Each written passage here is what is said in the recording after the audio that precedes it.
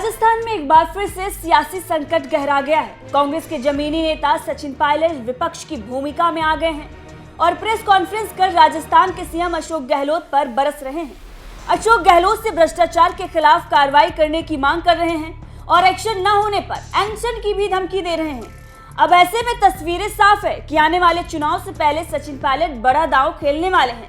अब जिस तरह से सचिन पायलट अशोक गहलोत पर बरस रहे हैं और आला कमान अशोक गहलोत को समर्थन कर रहा है, उससे तो यही लगता है कि पायलट जल्द ही कांग्रेस से अपना रास्ता अलग कर सकते हैं। अब ऐसे में भाजपा में जाने की संभावना उनकी तो लगभग खत्म होती ही नजर आ रही है वसुंधरा राजे के रहते हुए। तो सवाल ये है कि क्या सचिन पायलट अपनी पार्टी बनाएंगे? क्या हनुमान बेनीवाल के ऑफर पर वो गौर फरमाएंगे? जी हाँ, सचिन पायलट ने प्रेस कॉन्फ्रेंस कर गहलोत पर हमला बोला। वहीं राष्ट्रीय लोकतांत्रिक पार्टी आरएलपी के मुखिया और सांसद हनुमान बेनीवाल ने पायलट को अलग पार्टी बनाने की सलाह दे डाली। इतना ही नहीं, बयान देते हुए हनुमान ने यहां तक कह दिया कि सचिन पायलट को अलग पार्टी बनाकर हमसे गठबंधन कर लेना चाहिए। अब ये ऑफर इसलिए महत्वपूर्ण हो जाता है क्योंकि कुछ दिन पहले ही हनुमान बेनीवाल ने केजरीवाल और उनके बड़े नेताओं के साथ मुलाकात की थी, जिसकी तस्वीरें सोशल मीडिया पर भी उन्होंने शेयर की थी। अब ऐसे में माना यह जा रहा है कि हनुमान बेनीवाल केजरीवाल के साथ मिलकर राजस्थान में भाजपा और कांग्रेस को टक्कर देने की कोशिश में है। अब अगर वो पायलट को ऑफर दे रहे हैं अलग पार्टी बनाकर उनसे गठबंधन करने का, तो सवाल ये है कि क्या सचिन पायलट केजरीवाल के साथ राजस्थान में भाजपा और कांग्रेस को टक्कर देंगे? दरअसल आप सभी को पता है कि किस तरीके से केजरीवाल पंजाब और दिल्ली के बाद अन्य राज्यों में भी चुनाव लड़कर अपना वर्चस्व बढ़ाने की कोशिश कर रहे हैं। चाहे गुजरात हो या फिर हिमाचल, हर जगह पर गोवा तक वो चुनाव लड़ चुके हैं। ऐसे में राजस्थान में भी वो लगातार कोशिश में है कि किसी भी तरीके से वो कांग्रेस और बीजेपी को टक्कर देने की कोशिश करें, लेकिन फिलहाल उन्हें कामयाबी नहीं मिल रही है। तो क्या वो सचिन पायलट के ही सहारे बीजेपी और कांग्रेस को टक्कर देने के रास्ते खोज रहे हैं? लेकिन आपको बता दें कि हनुमान बेनीवाल ने अरविंद केजरीवाल और उनके नेताओं के साथ जो मुलाकात की है और सचिन पायलट को ऑफर दिया है, इस पर सचिन पायलट ने भी जवाब दे दिया है। पहले आपको बताते हैं कि किस तरीके से हनुमान बेनीवाल ने सचिन पायलट को ऑफर देते हुए एक लंबा चौड़ा बयान दे दिया है। जी हाँ, हनुमान बेनीवाल ने एक मीडिया चैनल से बात करते हुए कहा कि मैंने तो पहले ही कहा था कि सचिन पायलट अगर नई पार्टी बनाते हैं तो हम उनसे गठबंधन करेंगे। मैं तो चाहता हूँ सचिन पायलट का जिस तरह से कांग्रेस में बार बार अपमान हो रहा है, उन्हें कांग्रेस छोड़ देनी चाहिए। मैं पायलट को कहता हूं कि अलग पार्टी बनाएं। पायलट अगर नई पार्टी बनाते हैं, जबरदस्त माहौल बनेगा, इसका प्रभाव होगा। कांग्रेस बीजेपी बहुत पीछे चली जाएगी, हम उनके साथ फिर गठबंधन कर सकते हैं।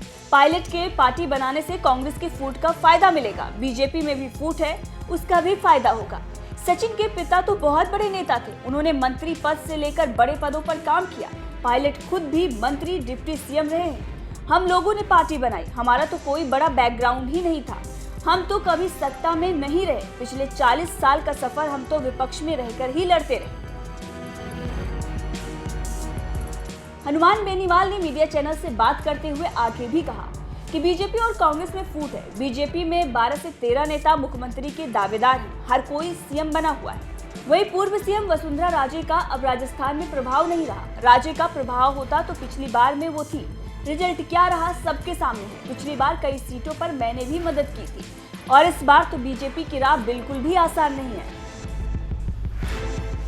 हनुमान बेनीवाल ने आगे भी कहा और बताया कि राजस्थान में बीजेपी और कांग्रेस को रोकने के लिए हम काम करेंगे।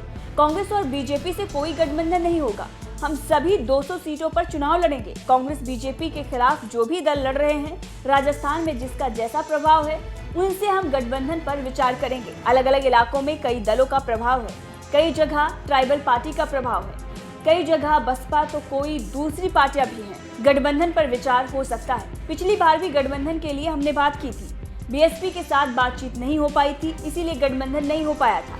राजस्थान का युवा बदलाव चाहता है। कांग्रेस और बीजेपी ने जिस तरह से मिलकर राजस्थान को लूटा है, उससे जनता त्रस्त हो चुकी है। जनता दोनों से अब मुक्ति चाहती है। राजस्थान आज क्राइम में टॉप पर आ गया है, प्रदेश को बदनाम कर दिया है। राजस्थान में तीसरा मोर्चा इस बार पहला मोर्चा बनेगा। आरएलपी ने मजबूती से लड़ाई लड़ी। पिछले उपचुनाव में बीजेपी का हाल देख लीजिए।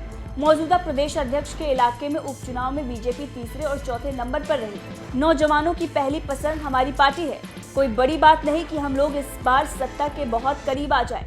हम चाहते हैं कि तीसरे मोर्चे के वोट बटे नहीं। इस बार हम सब मिलकर 2 करोड़ वोट ले सकते हैं। इससे कांग्रेस और बीजेपी सत्ता में आने से रुक जाएगी। तो देखा आपने, हनुमान बेनीवाल ने केजरीवाल से मुलाकात के बाद सचिन पायलट को ऑफर दिया, तो वहीं सचिन पायलट ने ये कहते हुए उनके बयान को टाल दिया कि सभी नेता को अपनी बात रखने का पूरा हक है। अब आपको बता दें कि सचिन पायलट के अनशन वाले बयान पर कांग्रेस ने भी जवाब दे दिया है और अशोक गहलोत का समर्थन कर दिया है, जिससे साफ हो गया है कि कांग्रेस गहलोत के साथ है। अब ऐसे में पायलट क्या कदम उठाते हैं, इस पर हमारी नजर बनी हुई है। बहरहाल इस खबर को लेकर आपका क्या कुछ कहना है, कमेंट करके जरूर बताइएगा।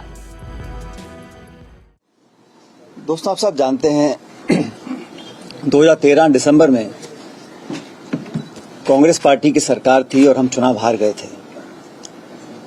उसके पश्चात कांग्रेस अध्यक्ष ने, राहुल जी ने, कांग्रेस पार्टी ने मुझको कांग्रेस पार्टी का अध्यक्ष बनाया था और अध्यक्ष बनने के बाद पूरे 5 साल का कार्यकाल मेरा रहा। इस कार्यकाल में सरकार वसुंधरा जी की थी और 163 के बहुमत के साथ एक मजबूत सरकार राजस्थान में बनी थी। उस सरकार का लगातार हम लोगों ने विरोध किया नीतियों के आधार पर, लेकिन सबसे प्रमुख प्रहार जो उसकी सरकार की विश्वसनीयता पर रहा वो वसुंधरा जी की सरकार में हुए भ्रष्टाचार पर था। हम लोगों ने लगातार एक जिम्मेदार विपक्ष की भूमिका निभाई और जो जो भ्रष्टाचार के प्रकरण सामने आए उसको हमने उजागर किया, जनता तक लेकर गए और मुझे लगा कि हमारी बात को कांग्रेस के कार्यकर्ताओं की, हम नेताओं की जो आवाज थी, जो बात थी, जो तथ्य थे, जो प्रमाण थे, उनको जनता ने स्वीकार किया। यही कारण था कि 5 साल की सरकार के बाद जब चुनाव हुए तो जनता ने हमारे बातों पर विश्वास किया और 163 से वो 70-71 पर आकर रुक गए थे। इस पूरे कार्यकाल में जो आरोप लगे वसुंधरा जी की सरकार पर, वो आरोप हम सब लोगों ने मिलकर लगाए, कांग्रेस पार्टी के नेताओं ने, मैंने अध्यक्ष के नाते और तमाम सभी नेताओं ने।